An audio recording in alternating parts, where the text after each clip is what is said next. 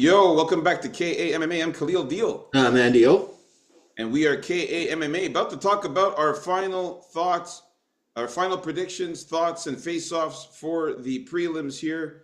The main event being Carlos Pratis versus Neil Magny for Vegas 100 UFC Fight Night. So to start it off, we got the first fight of the prelims: Melissa Mullins against Claudia Segula. And Andy O set it off here for the finals here. Are we keeping the same predictions here? Yeah, we're still going with Mullins. Not a lot of confidence here. The odds actually grew in her favor, so she's more of a favorite now. But yeah, I pick her to win. Hopefully, get some takedowns, and she changed her name maybe to avoid being compared to how she fought before in her career. So we don't. Some people may not remember exactly who she was. So if she performs well here, at least to get the win, maybe it's like a fresh new start. So yeah, I'm gonna go with still going with Mullins by decision. Yeah. She changed her name to Melissa Mullins. It was Melissa Dixon before. Um, Looking at the face-offs, man, I like the way both these girls look.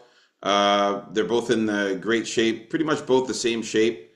I thought Melissa Mullins had a little bit more rip to her. She was a little bit more ripped, a little bit more cut. You could see that Claudia is a little bit taller there. But I'm still picking Melissa Mullins, man. The grappling advantage is going to play the major factor in this. She has to use her grappling. She has to use her wrestling. She's got to take down Claudia. She has to avoid getting sub because Claudia likes to throw submissions, but she hasn't even gotten many submissions. I think she got one in her last like bunch of fights in an armbar or something like that. But I think Melissa Mullins will dominate her on the ground. So I like Melissa Mullins to win. It could be a ground and pound knockout, TKO, or win by decision. But Melissa Mullins definitely is the pick here to stay. So we're in agreement still with our final predictions here for the prelims. Let's move on up to the next fight here. We got Tresean Gore versus Antonio Tricoli. Now, for this one here, man, I have to say, uh, Tresean Gore looks really good. He's in very good shape. He's pretty big. He's muscular. He's ripped too. He's cut. And Antonio Tricoli too looks pretty jacked here too, man. Looks massive, super tall. You can see he's so much bigger and taller than Tresean Gore. He's also ripped as well. So these guys are both in great shape. But you can see that Tricoli is bigger. He's a little bit thicker, a little bit bigger. You can see his arms there are bigger. Have to mention something very important about Tresean Gore. In July of 2023, Gore had to withdraw from UFC 290 because he suffered a torn scaphoid ligament in his wrist. Ugh. Scaphoid ligament in his wrist. So he said he might need surgery on the ligament if stem cell treatments didn't work. He described the injury as the worst of his career, saying it prevented him from blocking punches without feeling pain. So that was in July of 2023. Then in February of 2024, Gore was forced to withdraw from UFC 298 due to a shoulder injury that included a labral tear, a paralabral cyst, and it was a grade 2 AC joint separation. So that's why he was gone for so long. That's why we haven't seen this guy fight for 2 years. My pick has to go now. After hearing this news here, we don't even know how recovered he is. We don't even know if his injuries have healed that well. We don't know how he's going to look in the fight. He hasn't fought in 2 years. I got to go with Antonio Tricoli being the bigger guy. To get the win here. I think he's going to be able to possibly get a finish on Tresean Gore. So my pick stays the same here with Tricoli by finish. Yeah, Tricoli, yeah, much bigger. Yeah, Gore, we don't know if he got that surgery or not to help out with his wrist there, but yeah, if the guy's been having trouble even blocking punches, maybe that's something to keep in mind here. And he's not the most active guy to begin with, so what if something kind of goes wrong early on? That could be something Tricoli can exploit. And yeah, I know you don't want to Tricoli, but try to get him down, try to get him tired, and try to use your mass to like keep him down if you can. Slowly work your way to that triangle choke, man. I'm telling you, that's the way to go. So yeah, Gore is a lot of red flags with Gore. Tricoli though, he has a lot of flaws for sure. But I think facing Sharamegomedov last time on real short notice was a good learning experience. So let's see him get the win here by I don't know, man, by decision or sub. I don't think this fight's gonna go to decision. I think these guys are gonna bang it out. I think there's gonna be a finish in this fight. Personally, that's what I think. But Tricoli just has to have some more output this time because uh, he's been criticized in a lot of his fights to not do enough. He probably doesn't really do much, doesn't really put a lot of output. So I'm hoping to see Tricoli, strike more and use more grappling and actually just do more work in this fight. So hopefully he actually does something for us here. All right, so we're still in agreement with Antonio Tricoli. Let's move on up to the next fight here. We got Cody Stamann versus Damon Blackshear. All right, so I'm sticking with Cody Stamann for this one. I think it's too early for Damon Blackshear to be coming back after being knocked out like that 3 or 4 months ago. And Stamann's always a hard test, man. He's hard to put away. He like you may think we know what to expect from him, but he's always a challenge to deal with guys. And I think he can work himself into getting a decision, maybe split decision in this fight. I'm expecting a lot of groundwork here because both these guys like to be on the ground, like to do their shit down there. And maybe Stamann can even catch Blackshear at some point and really test that chin again. So yeah, give me Stamann by decision. And yeah, that's the way I see it. Decision for Stamann. But Yeah, I but well, I do like Blackshear, I can see him winning also, but I feel that this could be a little trap for Blackshear fans. yeah, well, man, I gotta go with Damon Blackshear. I'm not super confident in it because of what happened last time with that knockout from Montel Jackson. But man, he is in fucking phenomenal shape. But so is Cody Stamann. Both these guys in phenomenal shape. They're both ripped. They're both muscular, shredded. Blackshear a little bit more shredded though. Uh, and he's also taller and looks a little bit bigger than Cody Stamann here. I think his reach advantage is going to help him out here. The height advantage. I just hope Blackshear can smart fight. Can fight smart. Fight Uh, smart, smart fight. Yeah, yeah. Smart fight. I hope it's a smart fight. I hope he fights smart. Yeah, he just needs to avoid getting knocked out. Just fight properly. Land some strikes, defend some takedowns, get some takedowns of his own, and really work the ground. Take his time so he can get a submission. So I'm still going to stick with Damon Blackshear. Got him winning this one by sub or decision in this one. All right. So we're still in disagreement with this fight. Let's move on up to the next one here with Semmelsberger versus Charles Radke.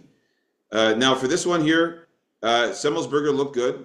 He's a little taller too, but Radke, man, this guy is in great shape, phenomenal, man. This guy is ripped, more ripped than Semmelsberger. Looks a little bigger than Semmelsberger as well. Semmelsberger's got the height on him though for sure.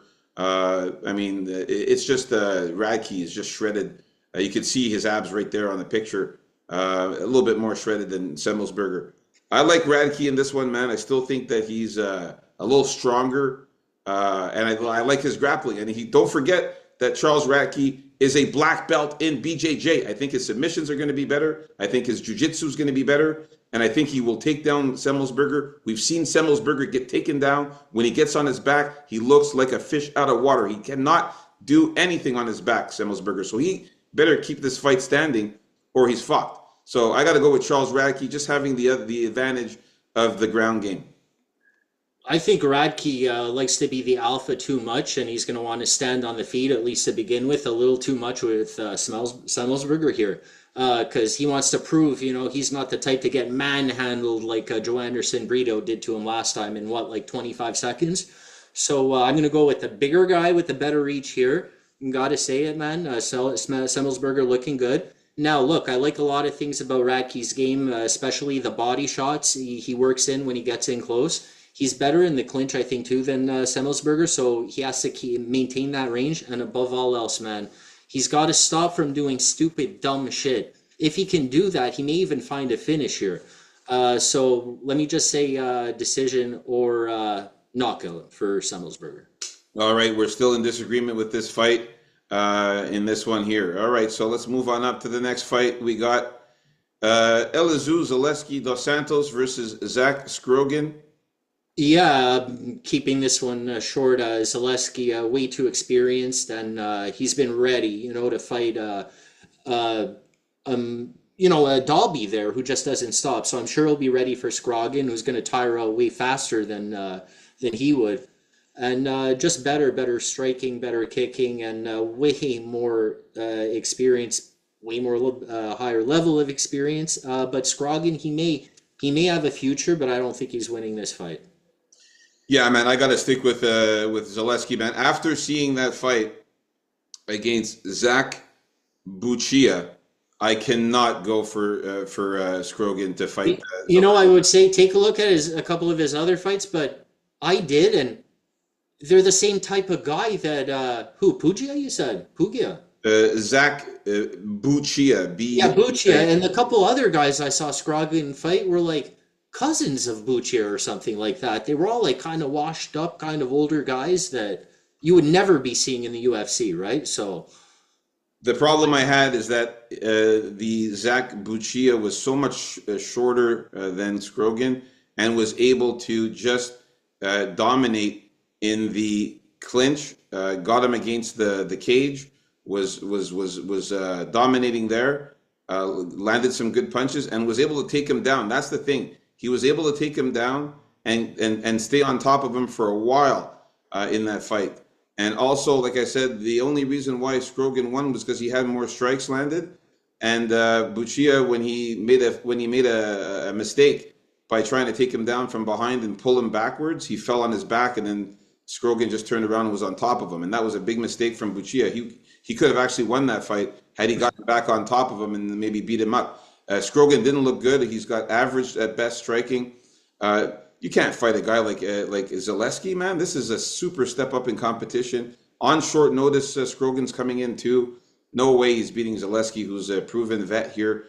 Fought a lot better fighters. His striking is going to be better, and he's going to have more power. And his takedown, he's going to be able to take this guy down easily if Zach Buchia was able to take him down easy. So yeah, Zaleski for sure gets the win here by finish, I say, KO or submission. So we're still in agreement with this one. Let's move on up to the next fight here. Okay, this is a good fight with Gaston Bolanos and Cortavius Romius. I have to say that Gaston Bolanos is in good shape. He's also very muscular and ripped. But look at Romius, man. Holy shit, this guy's muscles have muscles. He is super ripped, super jacked. he looks like he saw a ghost. He is looking right there like he's gonna destroy Bolanos. He's looking at him like, I'm gonna kill you. And I really think that that's what's gonna happen here. Romius is very explosive. He's very fast. Bolanos apparently when he punches, it's very slow motion. Like it's almost like he's in slow motion, like a video game. He punches super slow. His movements are slow. His kicks are slow. Whereas Romius, this guy flies all over the cage, man. This guy is fast. He's explosive. He's quick. He's got lightning fast punches. Very very good kicks. And not to mention his submission game is on point. Like really really good jiu-jitsu. Really good subs. I see Romius taking down Bolanos after beating him up a bit on the feet. Gets him down and gets the win here by KO or submission. Yeah, I'm still with Romeo's myself because he's more well-rounded and he can exploit Bolanos' weaknesses there when it comes to the takedowns and when it comes to the grappling. I think Bolanos' striking is pretty good. He can beat some people out there, but I don't think he's going to beat Romeo. And I don't think he's also going to be able to handle that pressure and that insane style that Romeo's seems to go for, every time. And And like you said, speed kills, man. He's so fast. yeah, he's fast. He has appears to be that high twitch, muscle, real fast motion there. The thing with him, like, is he gonna gas out? That would be a question mark because he usually finishes guys pretty early on. But I don't think it's gonna happen here. Still going with Romeos. Yeah, probably by finish, knockout or sub. Yeah, Uh, yeah, man. By the way this guy yeah. trains, by the way this guy trains, I really doubt he gasses out, man. This guy's in great shape. His cardio is probably really good. All right, let's move on up here to the last fight of the prelims. Oh no, it's yeah, it is last fight of the prelims. We got Karolina Kowalkiewicz against Denise Gomez. Yeah, here I'm gonna go with a little upset special here in Carolina. Look, you can point to a lot of advantages that Denise Gomez has, especially her power and her youth and all of that. But here at KMMA, sometimes the way we predict fights is not like who's going to come with their A game and perform up to that A game level. Sometimes we're going to have to pick the one that has to win the fight because that's the way sometimes it goes. So yeah, I'm going with Carolina to use her veteran savvy, stay away from the power early on, implement a few takedowns, and just wear on Gomez a little bit. Surprise Gomez with her feistiness and the fact that she won't go away either, even if Gomez hits her a couple times, which I hope won't be that crushing because she does have power. And I can't lay down so much on Gomez being such a favorite. How many times has a big, huge underdog like this, sorry, favorite like this, burned me in these women fights? So it's dog or pass, really, especially at this point. I didn't put the bet in yet. I was waiting for it to go up, and it did. I hope it goes up a little more. So let's go with Carolina by decision. All right, definitely can't do it, man. I can't do it. Kowalkiewicz, she gets cut easily, gets bruised very easily as well, and Denise Gomez hits really hard and powerful. I think she's gonna fuck up Karolina Kowalkiewicz's face, cut her up. We'll see her get a black eye, or her face will start swelling up. As far as physically, Denise Gomez is a little shorter, but in fantastic shape. You can see the abs there. Her arms are bigger. She's bigger than Carolina. I saw Carolina's a little bit skinny. She also is pretty ripped as well, but not as ripped as Denise Gomez. And Denise Gomez is bigger and more manly. Obviously, looks more masculine. She's going to be stronger than Carolina, and she's also got some grappling. From Brazil there. She's really good at jiu-jitsu as well. Strikes pretty hard. And like I said, man, I can't see Carolina at 40 years old being able to take the damage that Denise Gomez is going to put on her, man. The damage is going to be too much for her. I think it's going to be stop. I think there might be a ref stoppage here for a TKO, or this could go to decision if she's tough if she's still tough as she was, Carolina. If she can last the whole 3 rounds, it could go to decision, but I still think Denise will have more damage on her and will win the decision. Otherwise, she'll knock her out in over 1.5 rounds, hopefully. I just think Carolina has more algorithm upside these days. So All I know is that Carolina is 40 years old and looked a little skinny there. I don't know if she holds up in this fight, man. But if she does, I'd be very impressed. Especially the age difference, man. I can't see. There's a 16-year difference here. I think Gomez will have more endurance and just more power than Carolina. So there you have it, folks.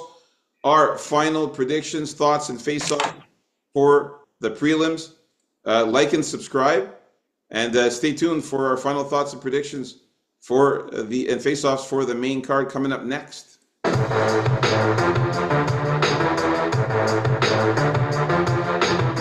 KAMMA. Let's get it.